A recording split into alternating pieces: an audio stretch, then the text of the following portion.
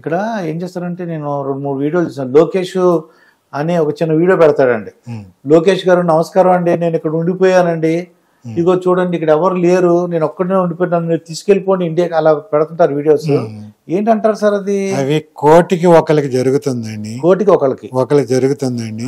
అది దాన్ని ఇప్పుడు అది సపోజ్ ఎవరో ఒకరు వస్తారు, వాళ్ళు ఇక్కడ పరిస్థితులు వాళ్ళకి తెలియదు, కువైట్ పరిస్థితులు వాళ్ళకి తెలియదు, అక్కడ వాతావరణం తెలియదు.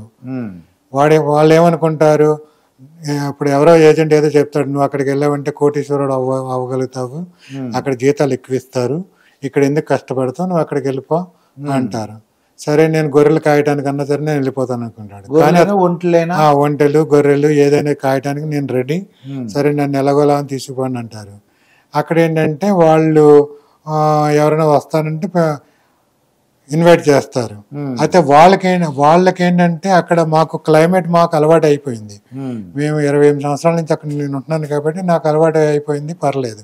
ఇటు ఎండలో వెళ్ళినా కార్లో ఏసీ ఉంటుంది, ఇంకెక్కడికి వెళ్ళినా మాకు ఇంట్లో ఏసీ ఉంటుంది, సెంట్రల్ ఏసీ, ప్రాబ్లం ఉండదండి. వీళ్ళకేంటి ఇప్పుడు ఇండియా నుంచి వస్తారు సడన్ గా, ఇక్కడ ఉంటే మనకి 40 కన్నా ఎక్కువ హీట్ ఉండదండి, సమ్మర్ 40 డిగ్రీలు ఉంటుంది, 40 కన్నా ఎక్కువ ఉండదండి. మాకు అక్కడ ఏంటంటే 50 దాడుతుందండి. తర్వాత ఏంటంటే ఏరియా అంతా డిజర్ట్ ఏరియాస్, వీళ్ళు వచ్చి డిజర్ట్ ఏరియాలో ఉంటారు. ఆ డిజర్ట్ ఏరియాలో ఉన్నప్పుడు వాళ్ళకి అక్కడ మరి ఏసీ ఉన్నా కానీ ఎక్కడ వాళ్ళకి రూమ్ ఇస్తారో ఆ రూమ్ లో ఉంటుంది ఏసీ. బయట గొర్రెలు కాసినంత సేపు ఏసీ ఉండదు కదా, అప్పుడు ఆ క్లైమేట్ తట్టుకోలేక వాళ్ళు మేము సరిగ్గా ఇప్పుడు ఇంటర్లో వచ్చారంటే చలి ఉంటుంది, అదే సమ్మర్ లో వచ్చారంటే మాకు 2 సీజన్లు అండి. Winter summer. రైనీ సీజన్ చాలా రేర్ గా ఉంటుందండి. రైనీ సీజన్ ఉండదు, రైనీ సీజన్ ఉండదు. అది 6 నెలలు, ఇది 6 నెలలు, 6 నెలలు వింటర్ ఉంటుంది, 6 నెలలు సమ్మర్ ఉంటుందండి. అప్పుడు ఆ సమ్మర్ ఉన్నప్పుడు మాత్రం చాలా విపరీతంగా ఎండలు ఉంటాయి. ఆ ఎండలకి వీళ్ళు నార్మల్ గా మేము మాలాంటి వాళ్ళు సిటీలో ఉన్న వాళ్ళు మాకు ఇబ్బందులు ఉండవండి. ఎవరైతే డిజర్ట్ లో పనిచేస్తారో వాళ్ళకి మాత్రం కొంచెం కష్టం ఉంటుంది. ఇప్పుడు మనలాగా ఇక్కడ సిటీస్ టౌన్ లాగా అక్కడ గ్రామాలు కూడా ఉంటాయండి, విలేజెస్ ఉన్నాయండి. అక్కడ సిటీ అని కువైట్ అనేది చాలా చిన్న కంట్రీ అండి. ఉంటే మన ఒక హైదరాబాద్ ఒక సిటీ అంత ఉంటుంది, అంతకన్నా పెద్దగా ఉండదండి. అంతకన్నా ఉండదు, పెద్దగా ఉండదు. హైదరాబాద్ ఒక 1 hour 2 hours లో తిరిగి వచ్చేసండి, రౌండ్ వచ్చేసి. ఇప్పుడు నీకు కువైట్ వచ్చి అనుకోండి, ఎన్ని రోజులు చూడొచ్చు అంటారు?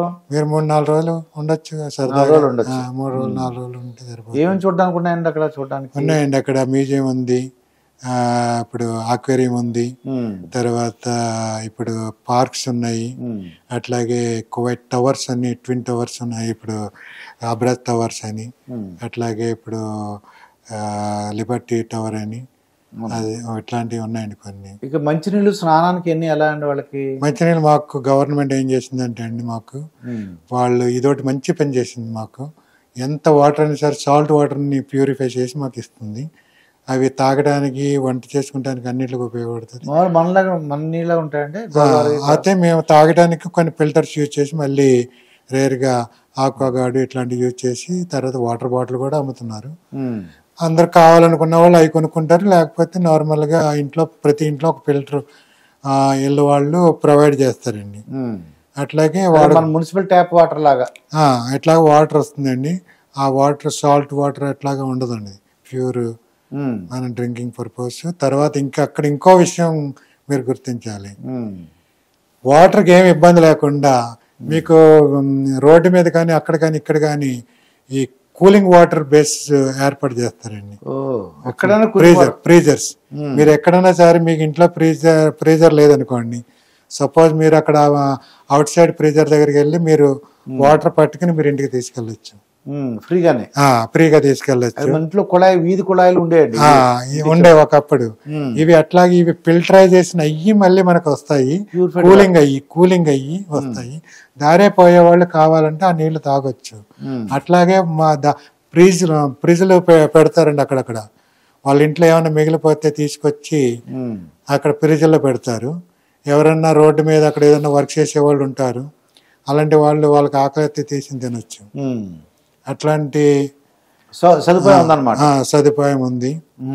అదే ఇక్కడ కూడా హైదరాబాద్ లో కొన్ని ప్లేస్ లో చూసానండి, ఫ్రిడ్జ్లు ఉంటాయి, అక్కడ పెట్టేస్తారు. అది కువైట్ నుంచి చెప్పాలంటే ముందు కువైట్ లో మాకు ముందు ఎప్పుడో స్థాపించారండి. అవి అక్కడి నుంచి వచ్చిన తర్వాత మన వాళ్ళు కూడా ఇంప్రూవ్మెంట్ చేశారు.